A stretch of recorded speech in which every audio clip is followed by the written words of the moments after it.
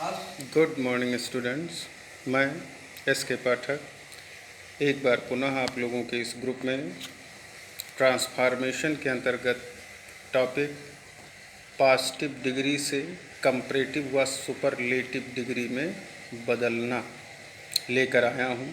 अभी तक इसके अंतर्गत आपको पॉजिटिव डिग्री से कंपैरेटिव डिग्री में बदलने का तरीका का रूल्स लिखाया गया और प्रोसेस भी बताया गया कि किस तरह से इन वाक्यों को आप कंपैरेटिव या पॉजिटिव डिग्री में बदल सकते हैं। जैसा कि इस तरह का सेंटेंस बताया गया कि इस सेंटेंस में आई हुई पॉजिटिव डिग्री को आप कंपैरेटिव में किस प्रकार बदलेंगे। ठीक है, लेकिन ये भी जानें कि जब दो समान व्यक्तियों की या वस्तुओं की एक दूसरे से तुलना की जाएगी तब ये दो ही डिग्री में हो सकता है, या तो पॉजिटिव डिग्री में होगा और या फिर कंपैरेटिव डिग्री में होगा। इस तरह के वाक्यों को डायरेक्ट सुपरलेटिव में नहीं रखा जा सकता। ठीक है, अब सुपरलेटिव में मैंने बताया कि किसी एक व्यक्ति या वस्तु की तुलना उस वर्ग के समस्त व्यक्तियों या वस्तुओं से की जाती है। तो जैसे इस वाक्य को आप जो सुपरलेटिव में बदलोगे भी तो he is the best boy यही तो बनाएंगे, या ही इज़ द बेस्ट यही लिखेंगे, तो उसमें आपको दूसरा शब्द गायब करना पड़ेगा, लिखना नहीं होगा। यदि लिख देंगे तो सेंटेंस पूरा गलत हो जाएगा, वो अर्थ ही क्लियर नहीं होगा। तो इसलिए इस तरह के सेंटेंस जिनमें दो समान ठीक है व्यक्ति हों या वस्तु हों की तुलना की जाएगी तो वो मात्र दो ही डिग्री में आ सकता है, या तो पॉजिटिव में होगा और बताया जाएगा कि कंपैरेटिव में रखें, या कंपैरेटिव में होगा तो निर्देशित किया जाएगा कि आप पॉजिटिव में रखें। ठीक है, तो जिस तरह की एक्सरसाइज आपने पहले की है वो बिल्कुल निश्चित रहें कि उस तरह की एक्सरसाइज या तो पॉजिटिव डिग्री में होगी और या तो कंपैरेटिव डिग्री में होगी, उसका सुपरलेटिव डिग्री में परिवर्तन नहीं किया जा सकता। ठीक है, ऐसे वाक्य जिनकी डिग्रीज तीनों फॉर्म में आप बदल सकें, उस सेंटेंस का प्रारूप दूसरी तरह से होता है, जो आज मैं बताऊंगा, चर्चा करूंगा, देखेंगे। अब एक एक्सरसाइज मैंने कराया, उसके बाद एक हेडिंग डालेंगे, पॉजिटिव डिग्री से कंपैरेटिव व सुपरलेटिव डिग्री में बदलना।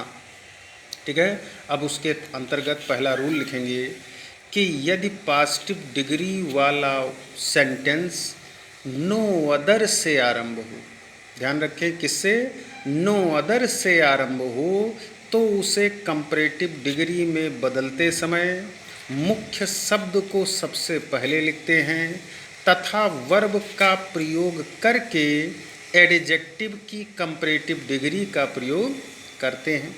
ठीक है, अगर पॉजिटिव में कोई सेंटेंस दिया गया है और वो नो अदर से आरंभ है तो उसको कंपैरेटिव में बदलते समय कंपैरेटिव डिग्री में जो मुख्य शब्द होता है उसको सबसे पहले लिखते हैं, फिर क्रिया को लिख करके एडजेक्टिव की पॉजिटिव डिग्री जो पहले से दी गई है उसको कंपैरेटिव में बदलोगे। ठीक है, अब कंपैरेटिव डिग्री के तुरंत बाद देन का प्रयोग करते हैं जो पहले से आपको बताया गया है, और फिर देन के बाद एनी अदर, ये थोड़ा ध्यान रखिएगा चूँकि ये अभी नहीं बताया गया था। एनी अदर, देन के बाद एनी अदर लिखोगे कौन से वाक्य में, यदि पॉजिटिव में नो अदर से आरंभ होगा। ठीक है, तो कंपैरेटिव में देन के बाद एनी अदर का प्रयोग करते हैं और फिर उसके बाद जो शेष शब्द बचते हैं उनका समावेश कर देते हैं। ठीक है, उदाहरण स्वरूप सेंटेंस देख लें। देखिए इस तरह का सेंटेंस होगा, पॉजिटिव में है, no other metal is as useful as iron. ठीक है, no other metal is as useful as, या कह दें सो यूजफुल एज आयरन, कोई भी धातु उतनी उपयोगी नहीं है जितना लोहा। तो देखें कंपैरेटिव में बदलते समय मुख्य शब्द को पहले लिखेंगे, तो मुख्य शब्द आपको पता है जिसकी तुलना की गई क्या है, आयरन। आयरन को आप सबसे पहले लिखें, ठीक है। और जैसा कि नो अदर से पॉजिटिव डिग्री है तो कंपैरेटिव अफर्मेटिव में होगा आपका, अर्थात नो लिखने या नॉट लिखने की कोई आवश्यकता नहीं है। तो मुख्य शब्द को पहले लिखेंगे, उसके बाद क्रिया लिखेंगे, और फिर वर्ब के बाद मैंने बताया कि एडजेक्टिव की कंपैरेटिव डिग्री का प्रयोग करेंगे। तो यूजफुल आया है ऊपर, यहाँ पर आप उससे पहले मोर लिखेंगे, मोर यूजफुल, और फिर देन के बाद एनी अदर लिख करके, जैसा कि यहाँ लिखा है, अब जो शब्द बचे उनका समावेश कर दें या उनको लिख दें। तो एनी अदर के बाद ऊपर में क्या बचा, मेटल, ठीक है, तो वो यहाँ लास्ट में लिख देंगे। तो सेंटेंस बना, iron is more useful than any other metal. और इसका और पॉजिटिव दोनों का जब अर्थ निकालेंगे तो अर्थ में आपको कोई अंतर नज़र नहीं आएगा, बस वाक्य केवल देखने में परिवर्तित होगा, ठीक है। अब इसी तरह के वाक्य को, हाँ, अब इसमें देखें, जिसकी तुलना की गई वो दो समान चीज़ें नहीं हैं, एक तो है लेकिन दूसरा उस वर्ग की कई चीज़ों से किया गया, ठीक है। तो इसका आप पॉजिटिव बना सकते हो, कंपैरेटिव बना सकते हो, सुपरलेटिव भी बना सकते हो, लेकिन जिसमें दो एक समान चीज़ें हैं उनका केवल पॉजिटिव और कंपैरेटिव ही बनेगा, उनका सुपरलेटिव नहीं बन सकता। अब इस वाक्य को या इस प्रकार के वाक्य को सुपरलेटिव डिग्री में रखते समय मुख्य शब्द को सबसे पहले लिखते हैं और फिर क्रिया लिख करके एडजेक्टिव की सुपरलेटिव डिग्री का प्रयोग करते हैं। ये भी देखें, मुख्य शब्द वैसे ही आपने लिखा आयरन इज, और फिर सुपरलेटिव डिग्री ले आए द मोस्ट यूजफुल, और अंत में जो बचा मेटल वो लिख दें। तो देखें सीधा अर्थ आपका निकला कि सोना, वो लोहा सबसे उपयोगी धातु है,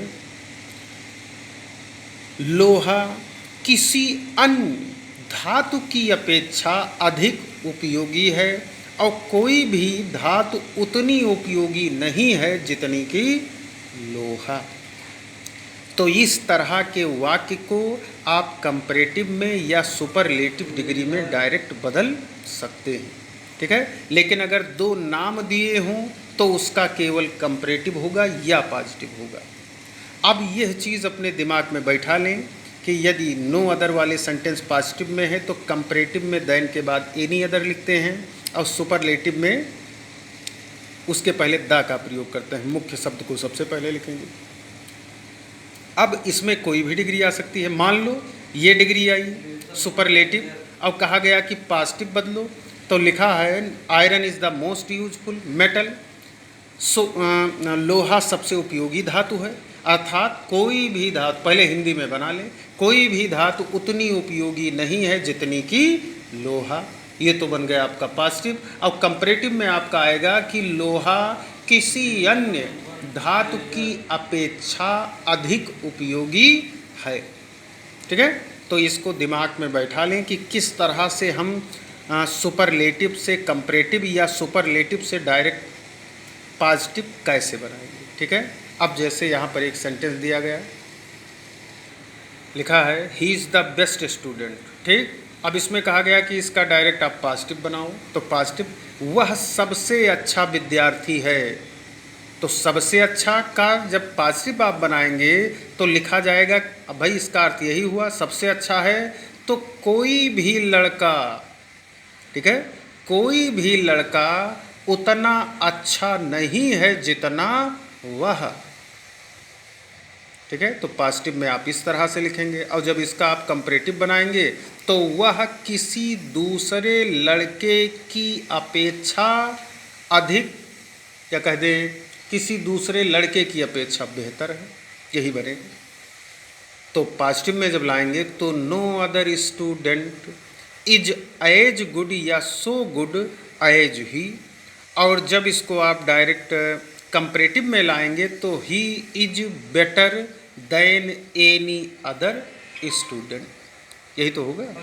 अब इस आधार पे आपको सेंटेंस बनाने हैं, ठीक है। अब इतना रूल आप लिख लें, ठीक है, इस तरह रूल आप लिख लें और एक एग्जाम्पल, ये उदाहरण समझ लें, ठीक है। और फिर इस पर आधारित एक्सरसाइज मैं इसी वीडियो के बाद भेजूंगा, जिसको आप लोग अटेंड करें, ठीक है। यदि कहीं कोई दिक्कत हो तो प्रश्न करें, पूछें। धन्यवाद। अच्छा तो फिर